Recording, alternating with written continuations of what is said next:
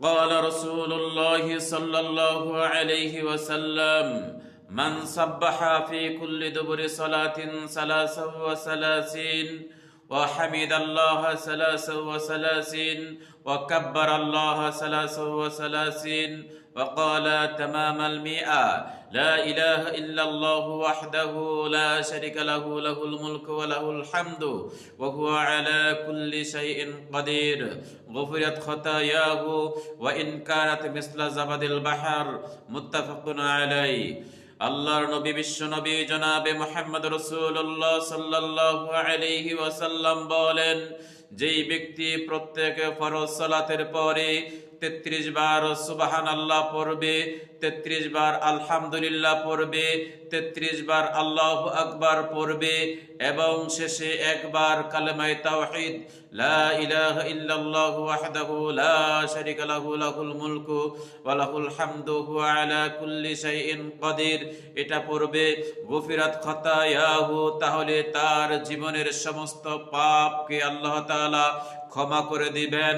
ওয়া ইন কানাত মিসলা জাবাদিল বাহরি, যদিও তার পাপের পরিমাণ দরিয়ার ফেনা পরিমাণও হয়ে থাকে। সম্মানিত উপস্থিতি, এই কথার ওয়াইড কতটুকু একবার খেয়াল করে দেখুন।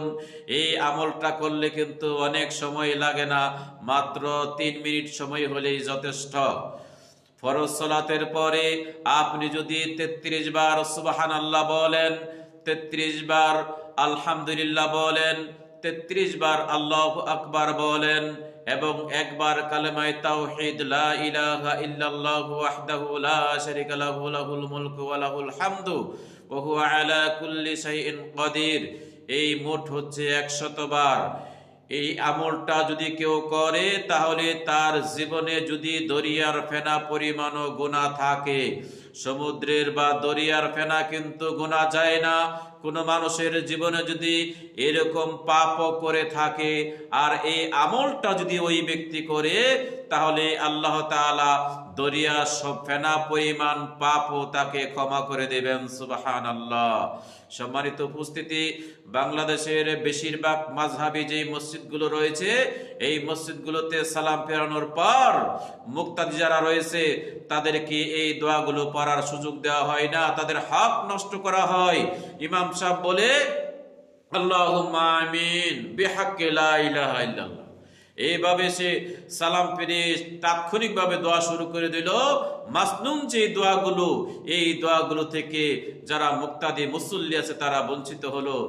আমার প্রশ্ন, কিয়ামতের দিন ওই ইমামকে আল্লাহ তাআলার দরবারে কাঠগড়ায় দাঁড়াতে হবে, কেন সে মুসল্লিদের এই হক নষ্ট করলো?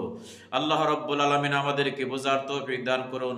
আল্লাহ তাআলা আমাদের প্রত্যেককে যেন সঠিক জিনিসটা যেন বোঝার তৌফিক দান করে, সকলে বলুন আমিন।